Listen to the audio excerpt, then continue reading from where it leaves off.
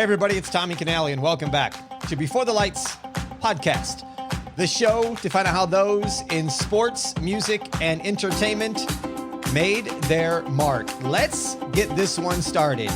Go get your coffee or get a drink, whatever you prefer, and then tell your family, friends, neighbors, and strangers about the show. Today we are joined by a 14-year NBA veteran who played for 9 teams, including the 76ers, the Warriors, and the Wizards.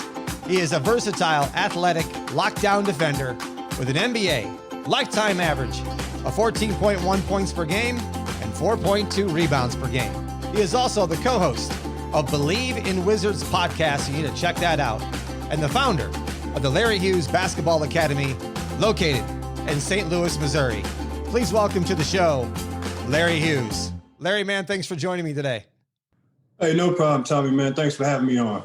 I appreciate it. I want to welcome our newest Patreon Before the Lights crew, Platinum member David Thiel. If you'd like to be a part of our Patreon group, please go to patreon.com/Before the Lights. Today's show is being sponsored by Reflection Bay Golf Club, located in the heart of beautiful Lake Las Vegas. Go to reflectionbaygolf.com. That's reflectionbaygolf.com. It's a top 100 course the public can play. It's a Jack Nicklaus signature, prestige design that played host to the Wendy's 3-Tour Challenge from 1998 to 2007. And Larry, you've had a chance to play it. And next time you come to Vegas, the round's on me. Let me know. You and I will go out and play for being on the show. Oh, man, I appreciate it. No, we had a great time out on the golf course, man. It was during a heat wave, but it didn't even matter because the golf was good. The people were great. And obviously you were, helped me in setting that up for my guys to go out and have a good round of golf. Yeah, I'm glad you guys did. Next time you and I will go out and play. Larry, when I say STL to you, what's that mean? It means homegrown. It means home base. St. Louis to the fullest. And it's respect. And what was it like for you growing up in St. Louis as a child? Well, I moved around a lot. Growing up, I went to a different school every year until I went to high school. So me being in high school was the first time I went to one school for 4 years or for, longer than 1 year. So for me, I moved around, stayed on the north side, stayed on the south side. So I've been all around St. Louis, and that's why it's home to me because I know, all the different areas, of St. Louis. When did you start picking up the game of basketball and falling in love with it? Well, I played schoolyard basketball, probably, 10, 11, really being out, all day playing schoolyard basketball. Got involved, organized basketball around 12 years old. My mom took me to a gym. Coach was having some workouts or some tryouts, and she wanted to keep me out of trouble and took me to the Rock Church. I had a chance to try out and practice with the St. Louis Mustangs. And from then, just gained an affection for the game and continue to grow and continue to build. A lot of things were natural, and I just had fun doing it. Christian Brothers College High School, you won the Missouri State Championship in 1997. When you look back at your time with that team and winning the state championship, what kind of memories do you have? My brother. When I think about that championship run, I think of my brother and how he was really ingrained in that process. I mean, we were really doing it for him at the time. He was dealing with a heart ailment. So that brings me to the time where it was about family. It was about competing. And you never want to leave your state without winning your last high school basketball game. So that was motivation for me also. Probably a feeling that if you think back, just never goes away either. No, it never goes away. I mean, there's tons of pictures. I'm involved with the CBC today. My son goes to CBC, so we see the trophies. Mike Bartoni, who is a historian at CBC, has tons of pictures and things from back in the day. His son was actually on that team, so it's a really it was really a fun time, and I have a bunch of great memories from that time. So now your son needs to win one and match dad. For sure. And they would have had one. They would have had one last year. Obviously, everyone dealing with the pandemic and the terrible, way that it knocked our country down. But they were in the Final Four, and they had a really good track to win their state title, but it just didn't happen. St. Louis Eagles, you win the AAU national championship. Who is with you on that squad in getting to that pinnacle? Everyone that, a lot of those players that I started playing basketball with. Okay. The teams that I started with the Mustangs, a lot of those guys moved over to the Gators. From the Gators, a lot of those guys moved to the Pistons, the St. Louis Pistons, and then the St. Louis Pistons actually turned into the St. Louis Eagles. Okay. So those guys were with me, played. A couple guys went to high school with me, Matt Boniak, Walter Moore, Justin Tatum, John Redden, Aaron Bartoni, Johnny Parker. There were a number of guys that obviously the world may not know, but these guys are really dear to me because of everything that we went through. So you guys were playing together for a while then. You guys were a really locked down group because you knew each other. So it makes sense on, why you had the run you did. Oh yeah. You don't have that in today's game. No. Right? Players are going this year, that year. So with us, it was really about grassroots, and it was really a grassroots program because we weren't as good as we were, winning the 17U nationals. Right? We were able to grow from 13U, 14U, all the way up until it was our time to win. To win the big one. Really, I mean, in that time, the 17U national was just like peach jam. Yeah, for sure. In 1997, you were the second team parade All-American, and you were in the McDonald's All-American game. You put up 21. You played with Marcus Griffin, Luke Recker, and Baron Davis. But what I find fascinating about this, Larry, is you weren't playing against just nobody. The team you went up to against was Metta World Peace, Elton Brand, Shane Battier, Lamar Odom. I mean, that was a stacked team. Do you remember back about that McDonald's All-American game? One was trying to figure out, because I'm from St. Louis, how I was on the West and not on the East. Okay. Just trying to figure that part out. But it was all fun. But more than anything, I learned that when you're around peers and you compete and you work hard, that's where you gain your respect. And it's not about the outside noise. I was really kind of a laid back guy. So when I went to McDonald's game, I was really on my own, and those guys saw how hard I worked, how hard I practiced, and I gained their respect. And I had their respect like years and years to come. And we still have conversations about, our McDonald's game. Baron Davis, Lamar Odom was we always have conversation because his grandmother, his auntie was there, and his aunt and my mom had great conversations. They built a relationship. And that's really what basketball is all about. You ain't kidding, man. It is the inner circles and the network and the love of family. And as a former coach, the outside public that's just a fan that looks at it from a fan base and watches the ball go from player A to player B into the hoop and doesn't look at the insides of the game are missing what the game is really all about. If you take away the love that everybody has from the coaching staff to the players down to the managers, you remove that, the game is not what it is. Oh, for sure. And I think on a higher level, the bubble showed us some of that because it was elimination of the fan noise, just elimination of everything except the players in the game. And you really get an understanding of how to communicate, basketball language, body language, all of those things matter, between those lines. And if you pick up on those things faster than your opponent, then obviously, you can be more successful. What was your college recruitment like? It was big, I would say. I was recruited by every school in the country. I knocked down my top five were Kansas, Illinois, Syracuse, St. Louis University, and Michigan. And I actually took visits to Michigan, St. Louis University. I took an unofficial visit to Illinois.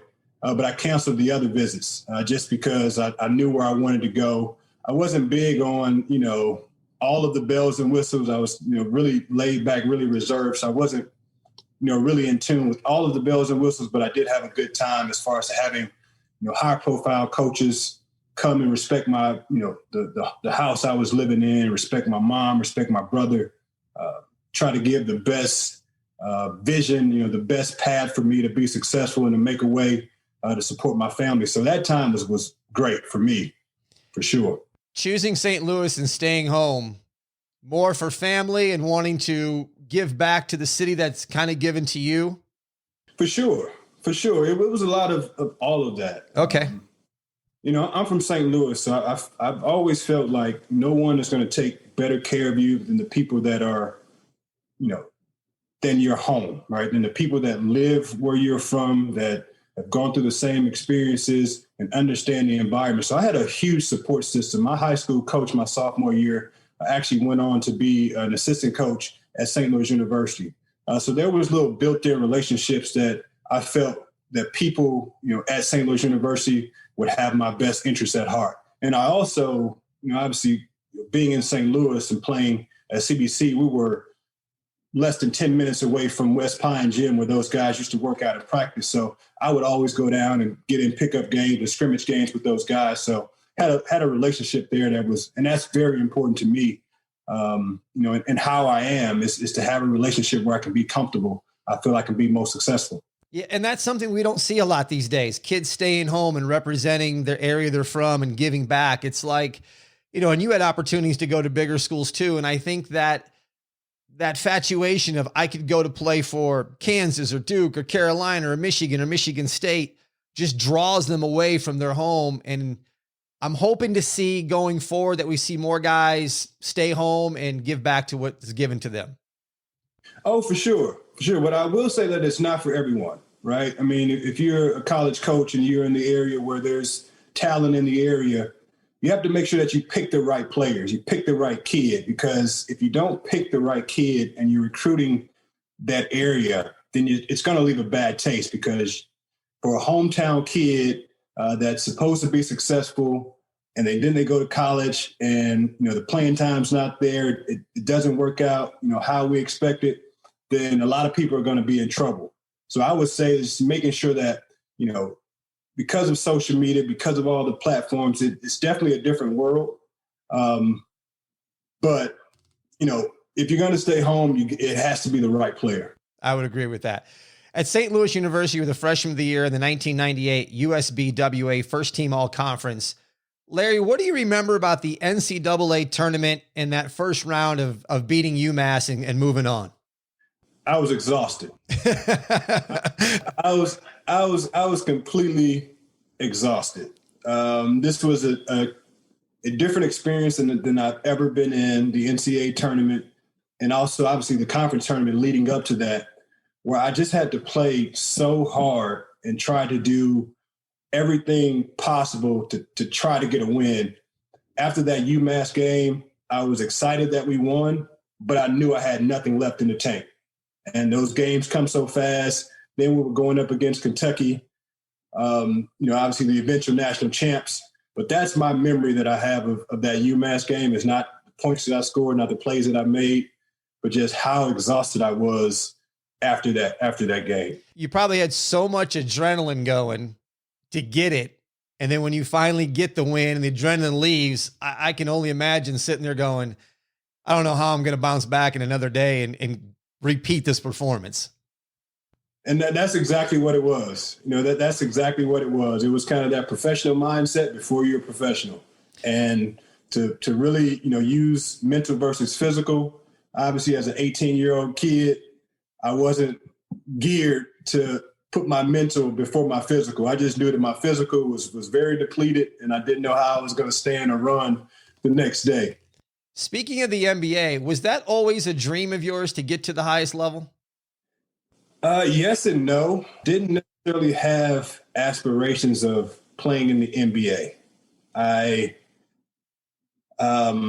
was always excited about the opportunity. I always wanted to be better than the person that was across from me. I always wanted to win games, but I never really had that, that big, huge dream to make it to the NBA. My only thought is to be successful enough where I can take care of my family. And if that was the NBA, that was the NBA. If that was, going into accounting and doing something different, that's what it was. But that was really my only dreams that I had was making sure that I was able to take care of my family.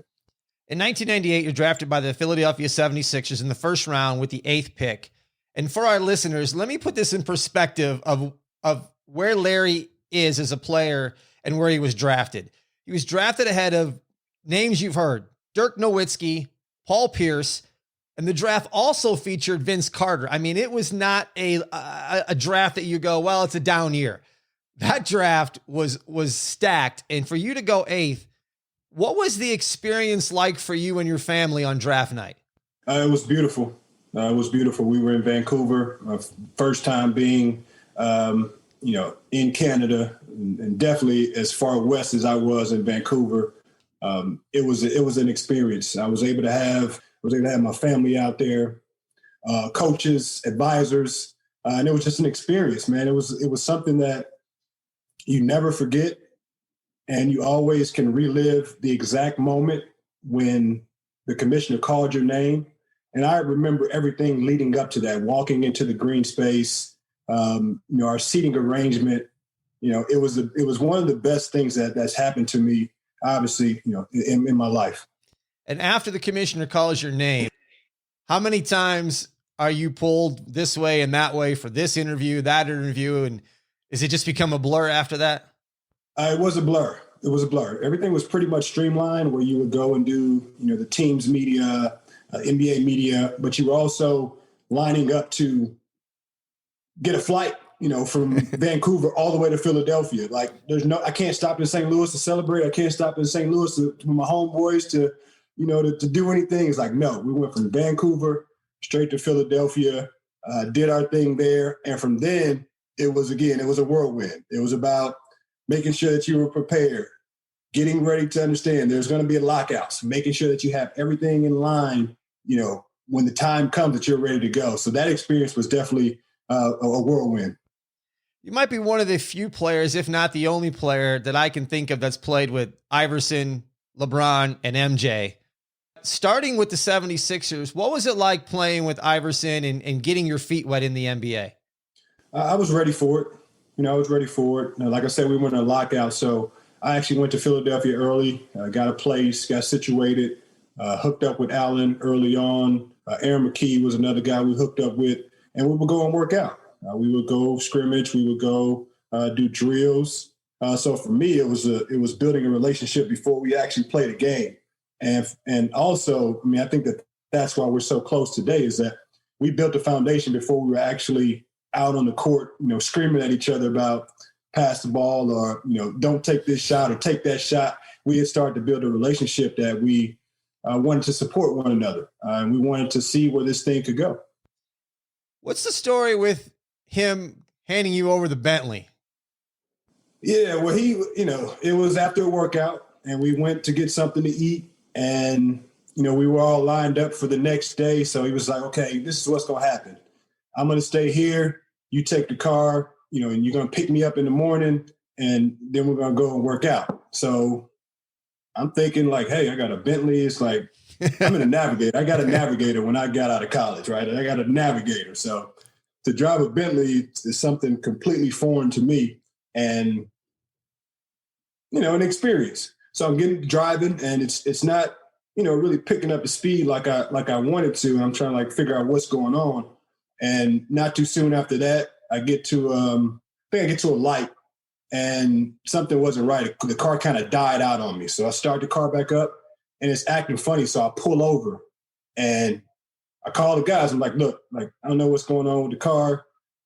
I'm going to need some help. Never driven a Bentley before. I don't know what's going on. So time goes by, probably an hour or so goes by, and a couple Allen's homeboys come up and they're laughing and everybody's, cracking up. And, the joke's on me because, he gave you the car with no gas in it. And I had no idea what a gas tank was, how to open a gas tank, even what fuel goes in a Bentley, right? I'm in a Navigator, so I'm putting 87 in everything. What did the move to the Golden State Warriors do for your career? Because you went to Golden State and all of a sudden you're averaging 22 plus a game there. Well, that's what you talk about. Our draft was stacked, and it really, me going 8 and a lot of the household names that you hear, it's like, oh, how did he go before those guys? Well, the draft is really done on potential. And, my potential was really high. I was younger than those guys. And for me going out to Golden State, it was an opportunity for me to explore my game, to figure out where I fit in, how I was going to be successful in this league. And that's where I took the opportunity to explore, to handle the basketball, to try to make plays, to be a disruptor on defense. We didn't win a lot of games, so it wasn't much fun, but I did get a chance to explore my game. I was just going to say for our listeners, Larry did not play for the Golden State Warriors that you see on TV today. The Golden State Warriors team he played for was vastly different from what we see today. I do have to put that asterisk when I have conversations, and we always ask, who'd you play for? Where'd you play? And I do have to put that asterisk. Like, yeah, I played for Golden State when we were winning. We were winning 18 and 19 games. Right. What was the 2000 slam dunk competition like for you? It was fun. I would say I had a great time. Again, I was a young kid, enjoying everything that All-Star Weekend brought to me. And I didn't take it as a business trip. And sometimes I look back on it and say, maybe I should have taken it a little bit more seriously, but I didn't. I had a great time out there with the guys. Me and AI, we partied, we partied hard. It was raining, 24/7. So I was just really enjoying the time outside of the All-Star events. And I think I had a little bit too much fun, but I wouldn't trade it. I wouldn't trade it because I built good relationships. I had great fun. And then, I was able to get back to work and play some basketball. Again, we're talking about the networks that basketball brings together, which is going to lead me right into the next one. In playing with LeBron, you were second overall in all statistical categories to him. What was it like for you now? Because now you've gone from Philadelphia to Golden State.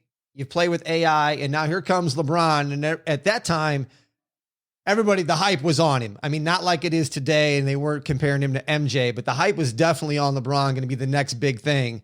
And here you are with him. Yeah, I'm good with it, man. I don't have that sort of ego that would allow me to put it, to dim someone else's light in order for me to shine. I don't have that sort of ego. So with me, it's like, if you are who they say you are, then let's figure out how to win a championship, because ultimately that is everyone's goal when we play in the NBA, is to have the opportunity to win a championship. And that was my sole reason for leaving Washington with everything that we had in place there, and to go to Cleveland, is because I felt that we had a little bit better chance of making it to the final stage with Cleveland and Bron and all of those pieces that they had over there versus what we had in Washington. There were other things that went into it, but overall, I felt that, this guy and his ability, he has a good chance to be an NBA champion, and I'll go and play alongside of him. I'll go and work. I'll go and take on the defensive matchup. I'll, take on whatever responsibilities to allow Bron to be Bron and allow us to chase our dreams and win a championship.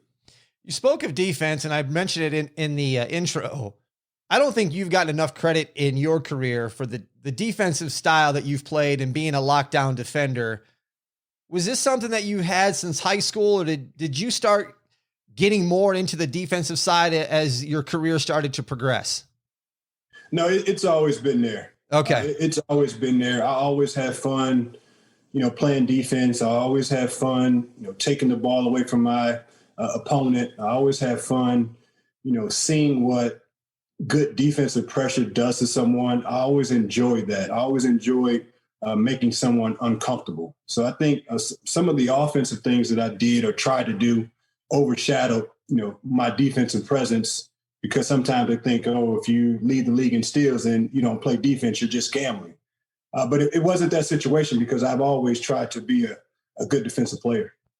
And I've always said, and you've heard it 100 times, defense can be your best offense. But my philosophy is, if you can get somebody to the point where you mentioned uncomfortable, where they don't want to have the ball because they're afraid of your defensive presence, you have changed the game drastically on your end, because now they're playing 4-on-5, because you got one guy on the team that if he gets it, he wants to get rid of it because he don't want to feel the heat you're going to bring on to him.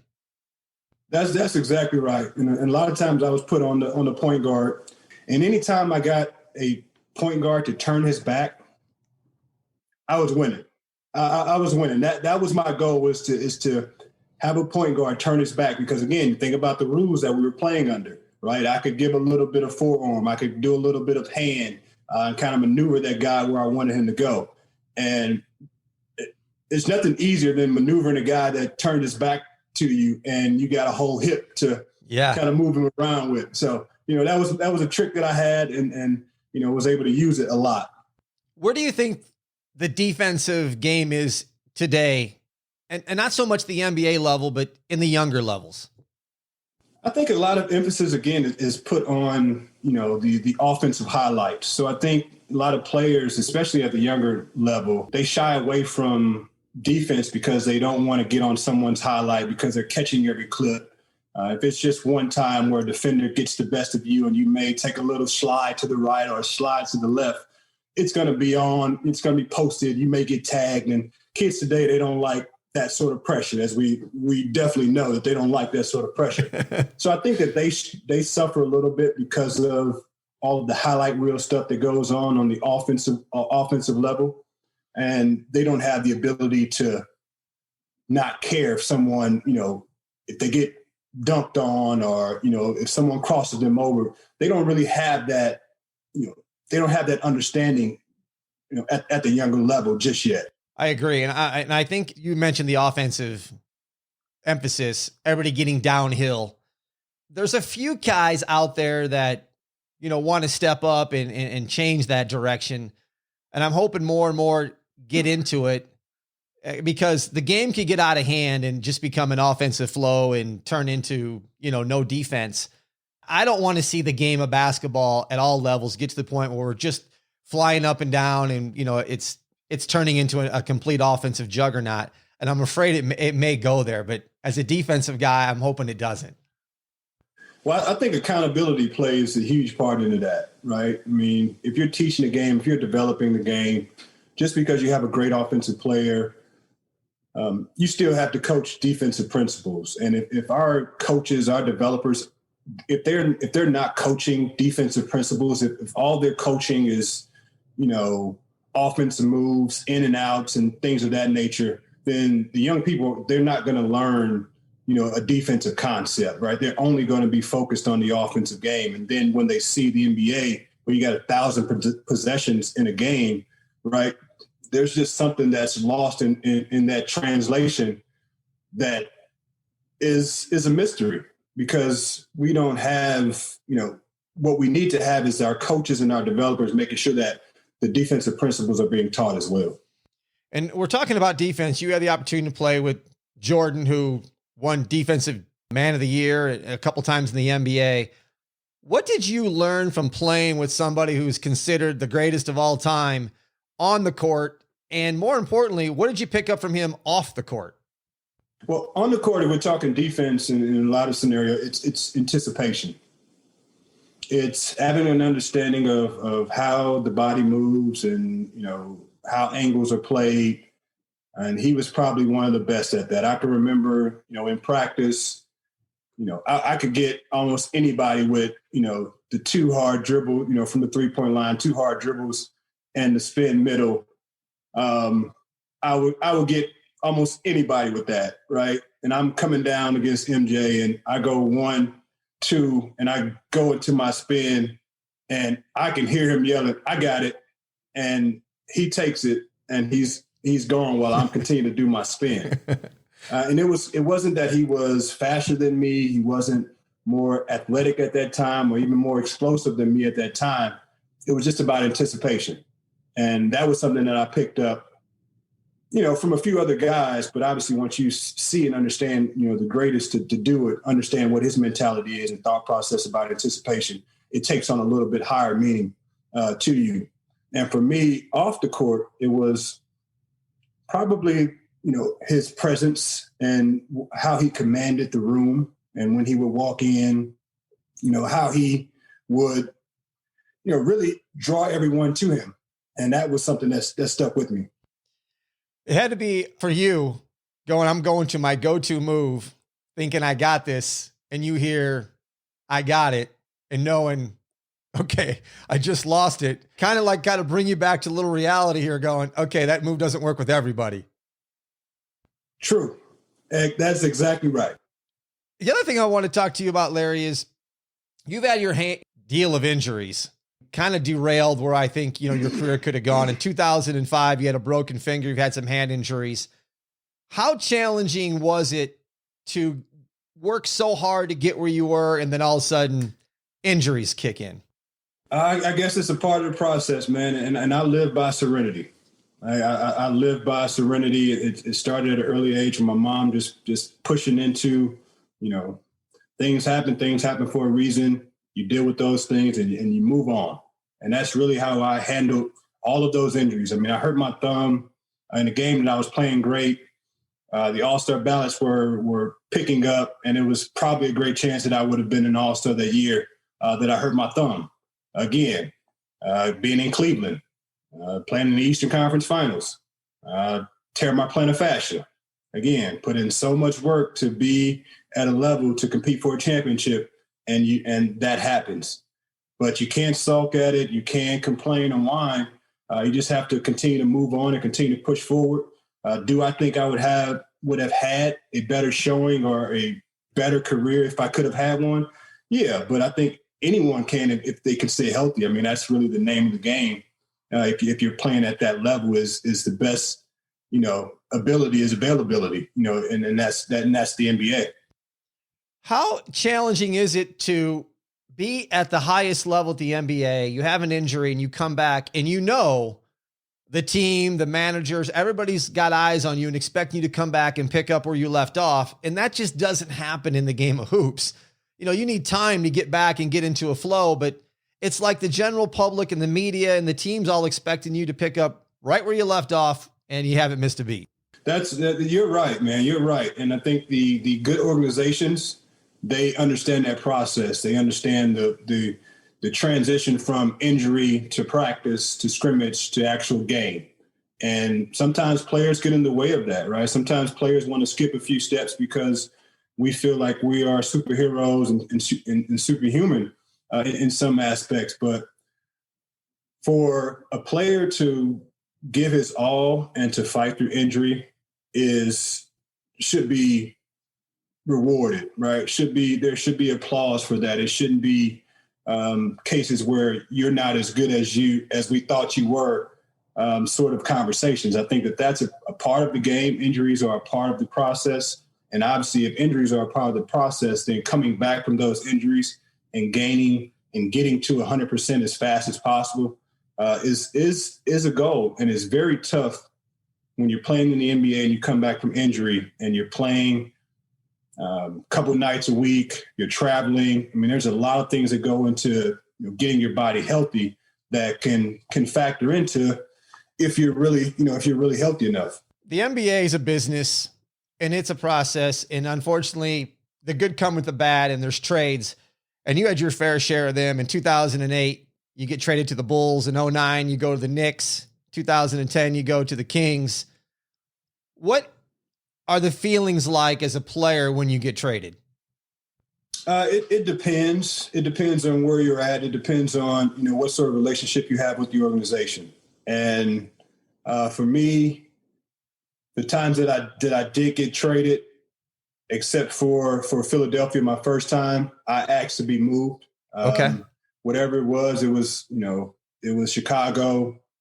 Me and the coach, we didn't see eye to eye on how veterans can help support, the young guys while also trying to win basketball games, which again, we're talking about business, and that plays a part into it.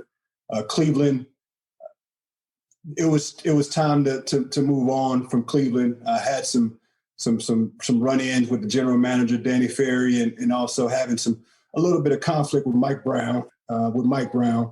So those are the things that go on, behind the scenes that the public, they may not know about. But when you are a professional player and you have ability, I want to make sure that it's represented in the right way. And we all have a voice. We all have the opportunity to play.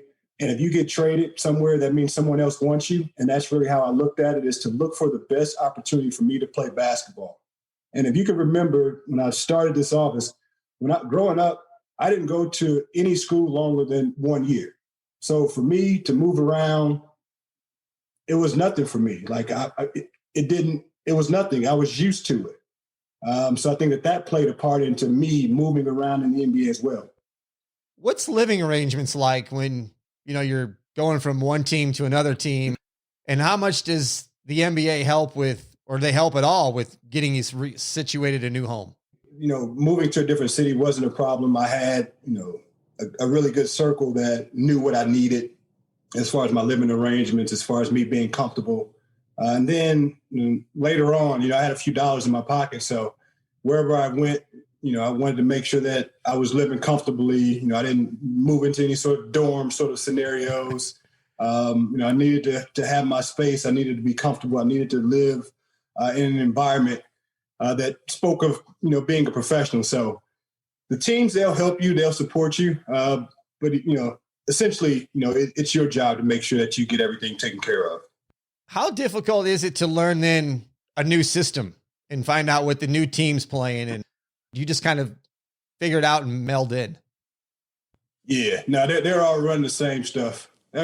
Everybody's running the same stuff. They're just calling it, something different, or they have somebody lift it, or, it's really all the same. And if you are a person like me, like I watched a lot of film and scouting reports was really my thing to really get, understand what the other team is doing. So the teams that I went to had an understanding of what they were doing. You had your 3 down, sort of your floppy action. It was all like the same, sort of stuff. So it was just really, converting that knowledge of what the plays were called. It was really just transferring that information over to what the new team was calling it. When you look back at your career, what game or a couple games immediately come to your mind? I would say our closeout game against the Bulls when I was in Washington. That was, because the organization hadn't been to the playoffs. I mean, we had a huge buzz.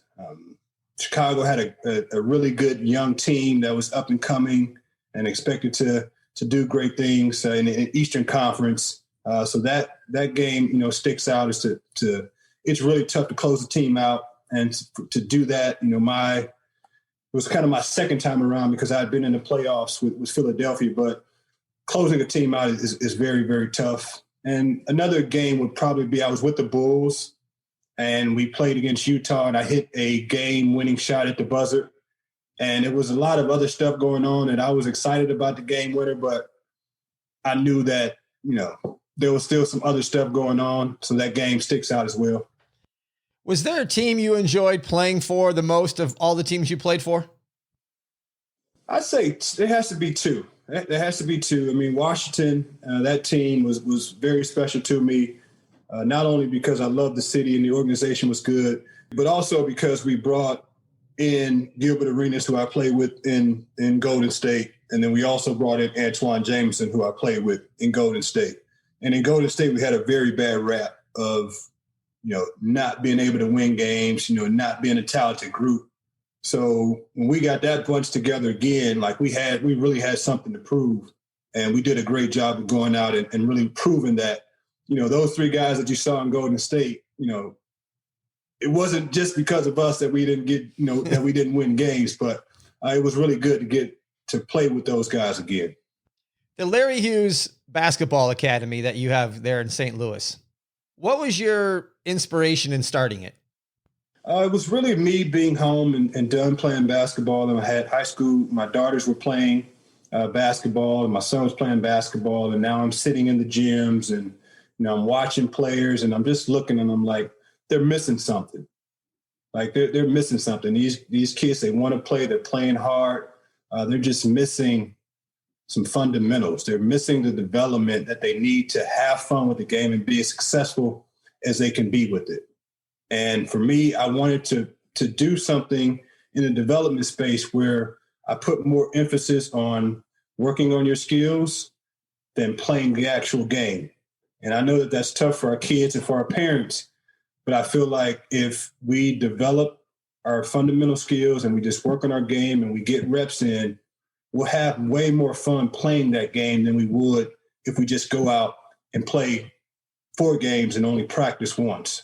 So my goal was to really emphasize skills and drills, skill development, and then show and prove how much fun the young people will have if they develop those skills first. And how is the academy doing?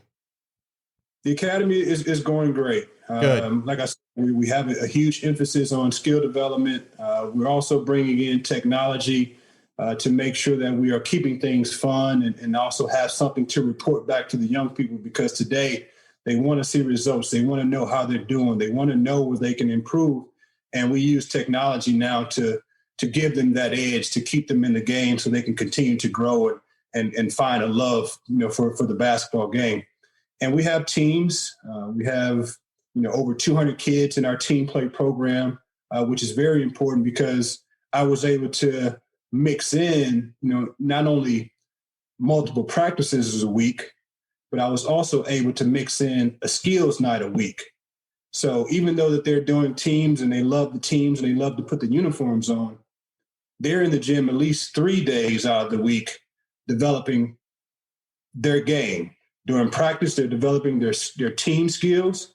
And then when they're in skills and drills, they're developing their individual skills so they can now help their team compete and be better. I'm going to put a link in the show notes for listeners. If you want to check it out, I highly recommend you click on the link. And if you live in the St. Louis area, I would really urge you to go down there and take a firsthand look. And if you have a child, I would really recommend you go sign them up with Larry's Academy. Larry, what is your opinion on the future of the NBA? I think it's in a great space. And we talk about skill development, and like these guys that are coming in, I mean, they're very skilled as far as, being able to handle the basketball. And I say handle the basketball, that's not just about dribbling. That's also, passing the basketball, moving without the basketball. And I just see, our young people, those that take advantage of the skill development. Those are the guys or the kids that are making it to the NBA, and you can see how much that they develop. You can see that they have the proper mechanics. You can see the thought process that these guys have. You can watch, a Zion play, and you can see that he knows that he is strong and powerful, and he uses that to his advantage. So these are all things that I see happen in skill development, where you know your game, you know yourself. And I think the guys that are playing in the NBA are going to take this thing to a new level, especially on the offensive end, because you have so many possessions and you need everyone on the court to be a skilled player. And I think that that's an advantage of the league today, is that there's no, everybody you throw the ball to, they either got to be able to make a swing pass, hit a three, or, hit the cutter going to the basket on a bounce pass. So there's no longer, just your big center who's out there just running around setting screens and things of that nature. How's your game these days? It's very standard, or stand still, or stand stillish. Stand stillish. I can stand still with the best of them. That's not the Larry Hughes I can remember. Anybody standing still, so it's a hard picture for me to get in my mind. Yeah, man, I'm working on that Jackie Robinson, man. I'm working on 42, man. I'll be 42 in January. You have that podcast called Bleav in the Wizards that you guys have just started, you and Matt Moderno. How's that going for you? It's going great. I took the opportunity to step outside the box a little bit and, do something that's a little bit different than my personality. And that's getting, into the media space and, doing interviews and, having a weekly situation where you're committed to, I respect my co-host and we respect our guests. And it's something that I don't take lightly. We do a little bit of research. We share information. So for me, it was an experience to really step outside the box and do something different and do something that people wouldn't expect me to do. I wish you the best with it. And thanks for your time today and being on my show. This has been fun. Oh, man. Thanks for having me. Anytime. For show notes, go to our website, beforethelightspod.com. Follow us on Instagram, Before the Lights Podcast. If you'd like to join and listen to the Extra 5, you need to join the Patreon group. That is patreon.com/beforethelights. The Extra 5 is coming up with Larry Hughes Thank you for listening to Before the Lights. I'm Tommy Canale. And until next time, everybody, a salute, a chin chin.